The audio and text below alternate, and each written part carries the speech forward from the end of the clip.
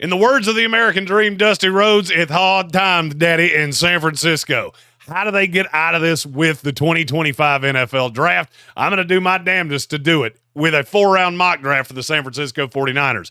I'm Jeremy Green of NFLDraft.net and ESPN Radio Asheville, and this is the post-free agency 4-round mock draft for the San Francisco 49ers. Ain't no truth on the radio station.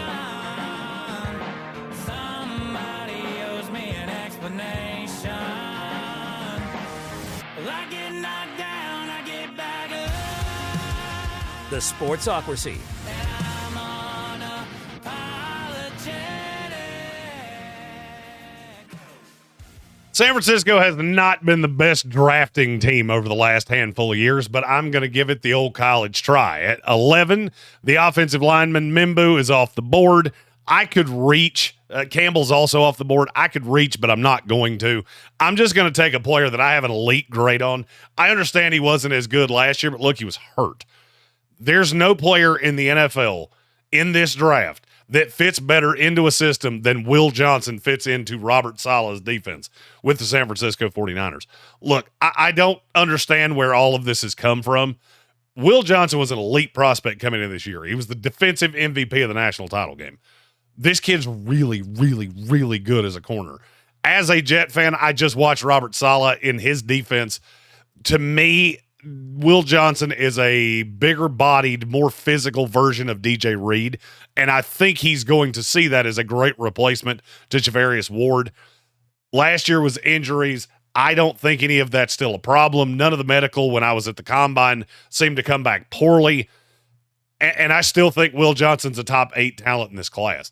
I kind of find it funny that the more we go through this and dive into this, we get this, I don't know if it's fatigue that we get with players of where we dissect them to high holy hell, but I feel this way with Will Johnson and with James Pierce. We've had them so high for so long that it's almost like we get tired of them and then just want to nitpick every dumb little thing about their game. Will Johnson is a phenomenal corner. In virtually any other year, he would be the number 1 corner in this class, and I will happily take him right here at number 11 to the San Francisco 49ers. Next pick's at 43, so we'll have to let the computer do what it does and see what. Oh, yeah, I'm going to be just fine with that. I need an edge rusher to go on the opposite side of Bosa. This one is perfectly fine for me. I will be really happy with this. Princely Umanmielen, the kid out of Ole Miss. I started at Florida, then he went to Ole Miss. Look at the Georgia tape and tell me that kid's not going to be a damn good pass rusher in this league. He went to the Combine. The 40 time kind of disappointed me until I went back and watched it and realized the 10-yard split was in the top 5 of all edge rushers. I'm perfectly fine with that. I think he's got a good enough body build that he can play as a 3-4 outside linebacker, or he can play with his hands in the dirt as he would here. He kind of reminds me of Will McDonald, who I just saw Robert Saleh do really good things with the Jets. I think he would be a nice add here as a situational pass rusher to start. He does hold up against the run pretty well, but you mix him with Drake Jackson, and I think you've got a nice set of guys over there on the opposite side of Nick Bosa. So here, I'll go Princely Umanmielen at 43 to the San Francisco 49ers. Have to go down to 75 for their next pick, and damn it, this couldn't have worked out any better if I tried. I need to replace Dre Greenlaw. I'm going to do that. San Francisco does a great job of adding undersized linebackers that nobody else seems to want, and then they become absolute dogs in the NFL. The next one is Chris Paul Jr. Before he measured at the Combine, and I'm not going to lie, he has little itty-bitty T-Rex arms. I'm not 100% sure how he even zips his pants with 29-inch arms. But watch the tape. He's an absolute dog. Started at Arkansas, transferred to Ole Miss.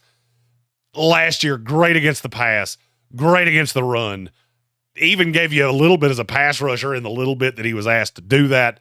I think he is a perfect fit in this Robert Saleh defense. Not every team is going to love him. Some teams are going to have much lower grades on him. In this defense next to Fred Warner, I think this kid can be an all-pro. That's how highly I think of his football IQ. If it wasn't for the body size, he's a second-round pick all day. 100 times out of 100 and twice on Sunday. But then he measured small. And now all of a sudden he's like this lost boy that's going through the world as, well, where am I? It's going to be San Francisco. I knew it the minute I saw the measurements. I was really hoping that's how it fell, and it did. So I'm going to take him right here in the third round to San Francisco. They have a comp pick at number 100. This would be a place that if it were up to me, I would like to add an interior offensive lineman here, and I think I'm just going to go get the best guard center combo. I'm going to take Jared Wilson, the center out of Georgia. I think he can play guard as well. Really insanely smart. Only 1 year of high-level tape because he was a backup up until this year. Just look who he was playing behind. He's fine. Fastest 40 time of all the interior offensive linemen at the combine. He distanced himself from the other centers to me. He can play guard. I don't know why that's so hard for people to understand. Yes, he can play guard as well. I think he's a nice move piece, would be a nice addition where San Francisco lost Aaron Banks in free agency. I think he could slot right into that guard spot if they wanted to. You could also start him at center if that was the path. San Francisco is going to have to find the 5 best offensive linemen to build this offensive line out. I don't think moving Jake Brendel is the best idea. He was pretty good last year. So for me, I'm just going to slide Wilson into guard. And if I needed him to play center, I know he can. So right here, I'm going to take Jared Wilson, center guard out of Georgia. All right, now I have 113 and 138. I do need to replace Tali Hufanga. They took Jair Brown, so he's going to be the free safety. I think Malik Mustafa can play strong safety. I kind of want to look to a weapon here. That's my initial thought. I did see Andrew Makuba.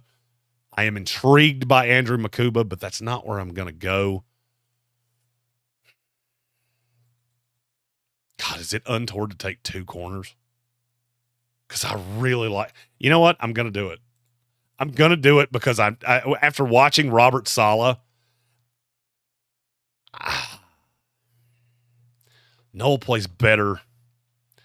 Noel plays better in man. I don't really want to do that here.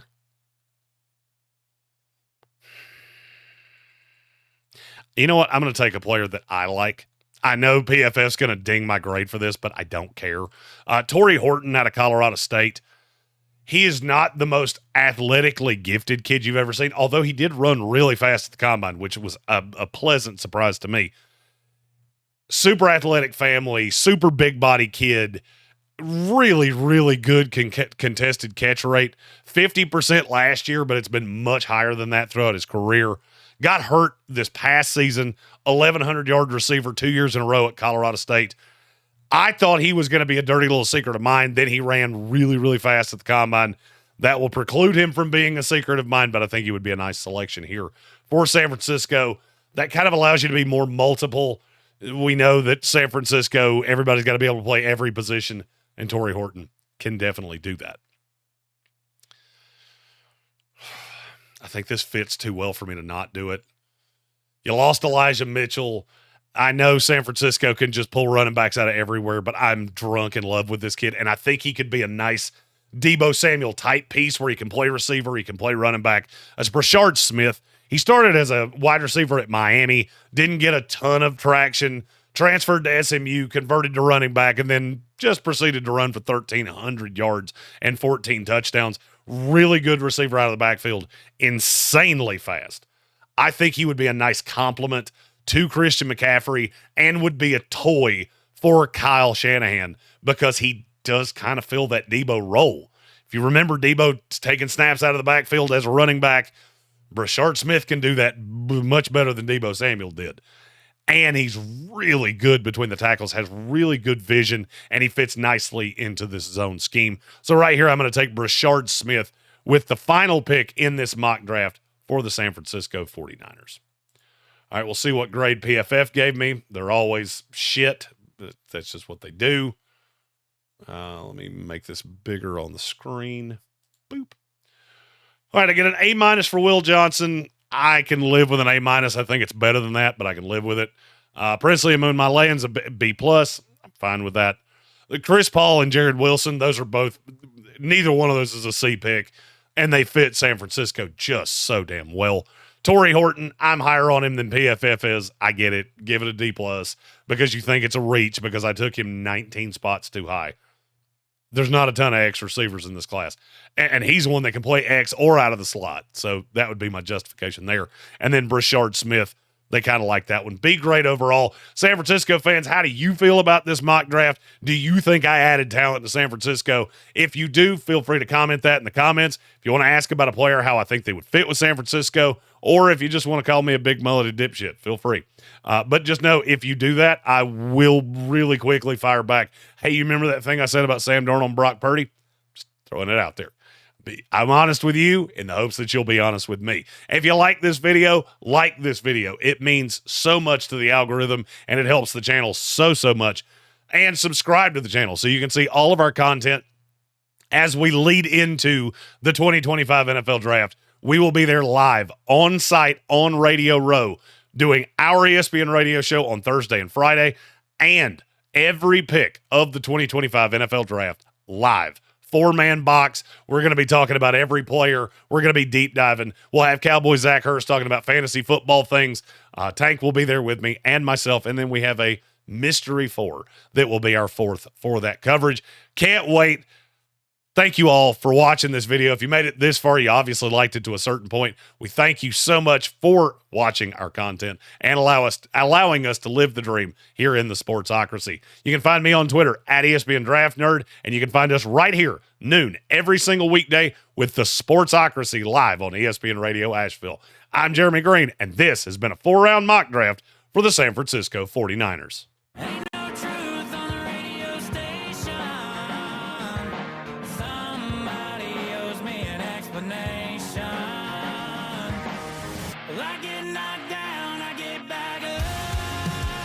The Sportsocracy